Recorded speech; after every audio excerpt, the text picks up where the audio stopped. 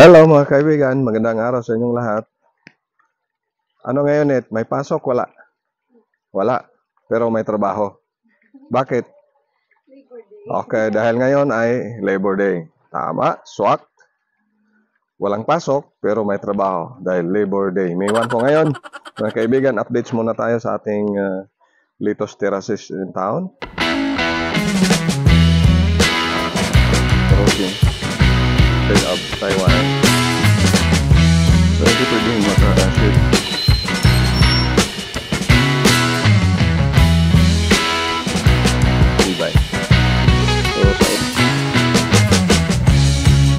So makikita nyo dito yung pagkakaiba.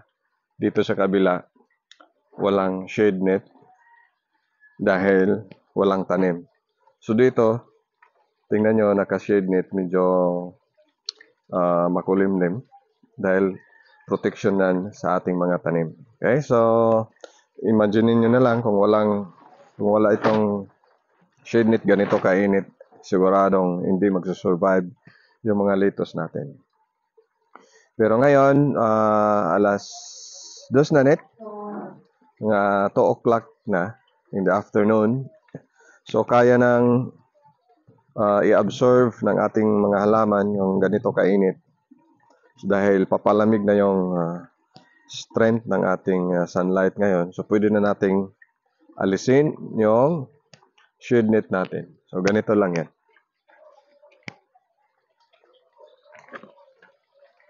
So, walang pasok, pero mayroong trabaho.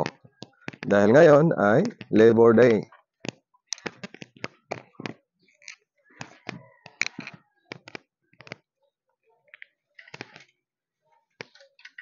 Yan, automatic.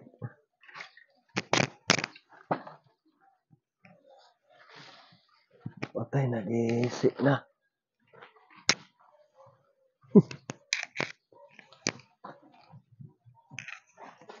Giisi po dahil ini.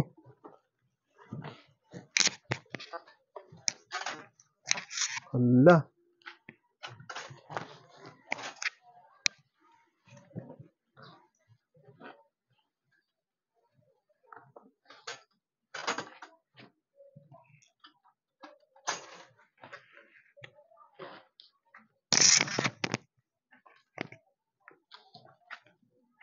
Nakalak. So, ganyan lang yan pag alis ng shade net. Madali lang.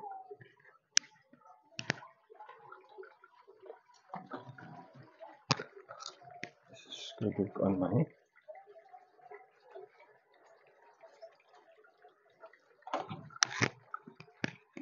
So, hindi pwedeng maka-shade net maghapon. Dahil kailangan din ng lettuce ng tamang init, no? So, hindi pwedeng naka-shade net. Shade net lang siya to protect sa tanghaling tapat.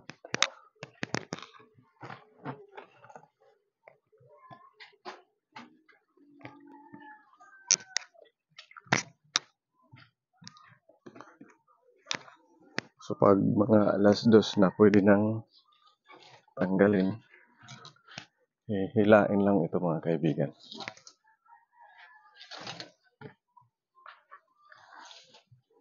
Yan.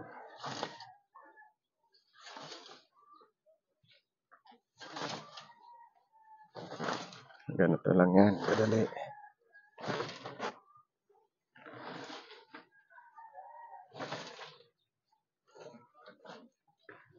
Sangit eh, oh.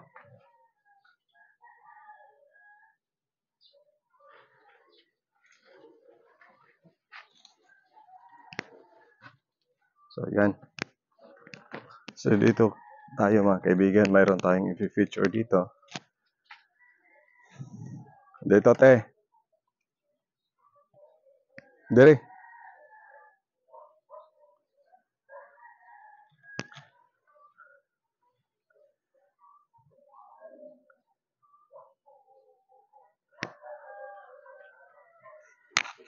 So, meron kaming i-feature ito. Itong bubong natin ay para maging stable yung ating roofing, yung UV plastic, nilagyan natin ng tie wire, yung ginamit ko. Yung tie wire, pero mayroong disadvantage ang tie wire. So, dito, kung makikita nyo dyan, to, sa taas. Dati tie wire yan yung ginagamit namin. So, sa katagalan, yung tie wire pala, kakalawangin. So, pag kinalawang na, napupunit na yung UV plastic natin. So, sayang. Kaya pinalitan namin ng nylon thread tulad nito. To. So, para doon sa mga nagbabalak na maggawa ng greenhouse, ito lang gamitin natin. Kasi in between ito, ginagawa namin, yan o, yung bakal natin ay yung pipe, GI pipe. Mga ano lang to, 1.2 meters yung distance yan. So in between, ito, para matibay yung UV plastic natin, hindi bababa pag umulan. Kasi pag wala dyan, nasasahod yung ulan. So yan, nilagyan natin ng stabilizer. Yung stabilizer na yan ay nylon.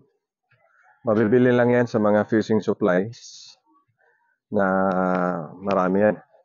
So yung nylon na ginagamit natin ay number 200. 200 ang ginamit natin. So any brand will do. So ngayon pinapalitan na namin ito ng nylon. Ito nangyari. Ito. So sira-sira na yung bubong namin. Tingnan niyo yung bubong namin. Sira dahil sa itong tie wire na ito. Itong dahilan. Yan. So kinakalawang napupunit na yung ating mga UV plastic. So sayang. Ito, ang nangyari dito sa kabila. Kasi dito na isama nung pinalitan namin. Puro ito mga tie wire. Yan. So punit-punit yung bubong natin. So ngayon, replace namin ito. So yun, nakahanger na yan. So yan. So pwedeng instead of tie wire, nylon ang gagamitin. Okay? So mamaya ipapakita namin sa inyo kung paano itali yung ating mga nylon.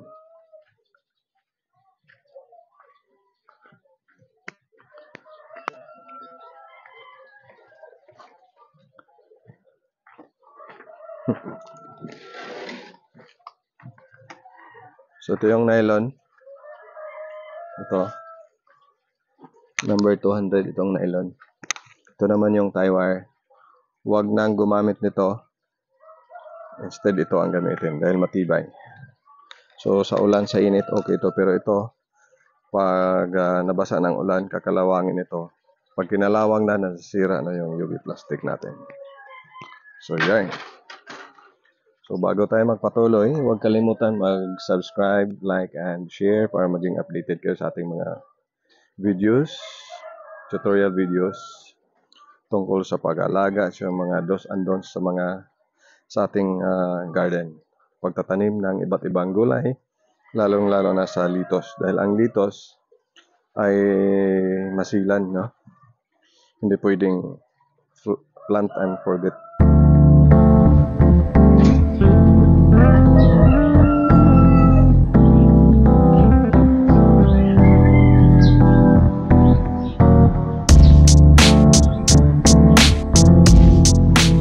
Okay. So, gamit ang nylon, ganito lang yan pagtali. So, maggawa ka ng loop. Yung loop, isang loop yan para lock, hindi mabunot, no? Tapos, lagay mo dito sa gilid.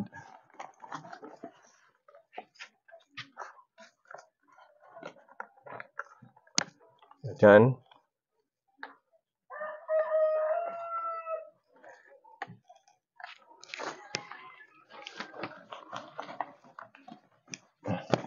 Okay. Tapos, diretso na yan dito sa taas.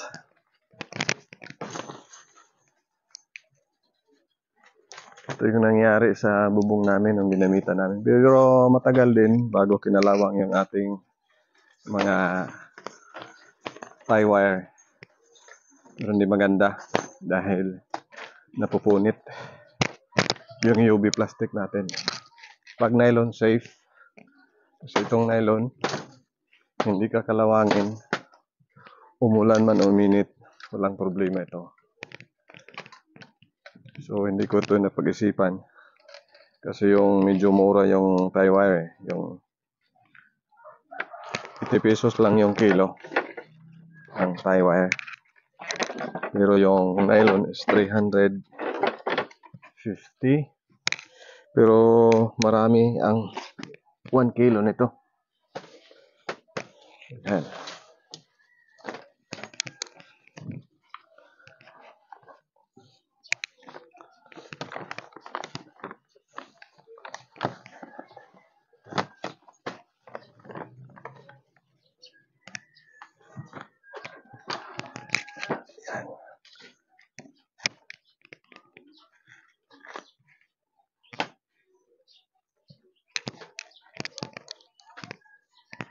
Sukat na natin.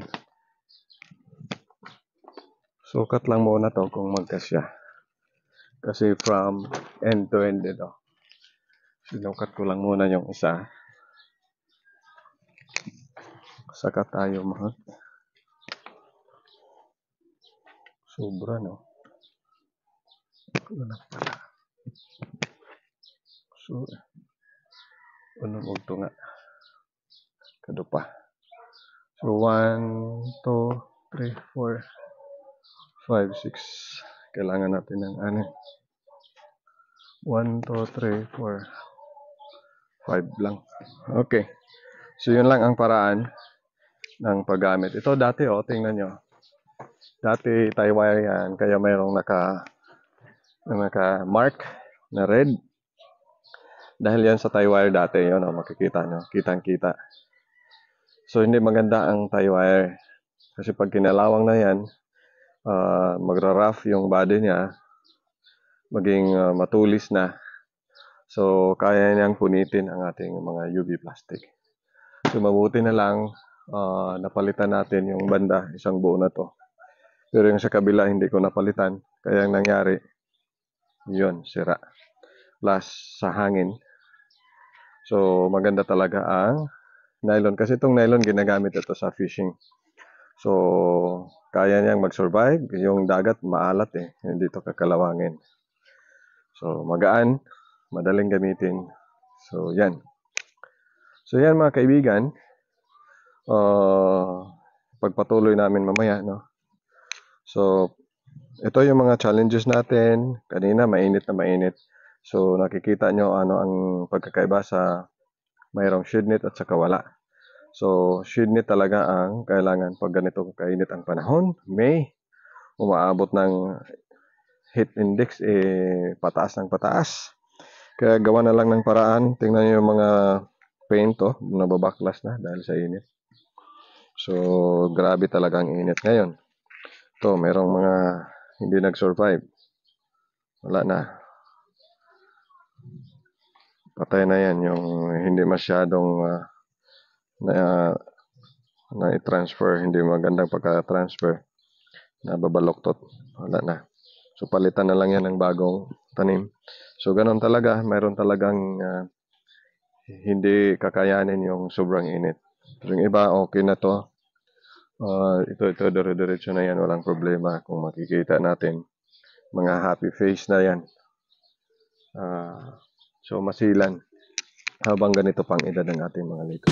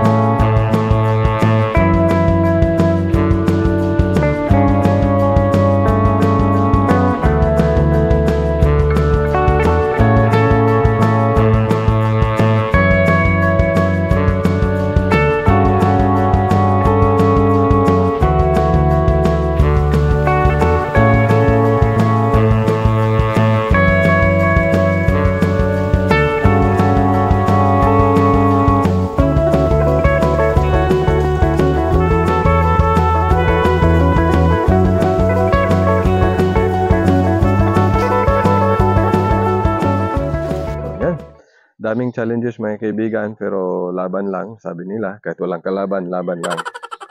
So yan, because of food security and food sustainability, patuloy lang sa pagtatanim at enjoy lang. Kaya, ang masasabi ko lang, let us be happy, kaway-kaway.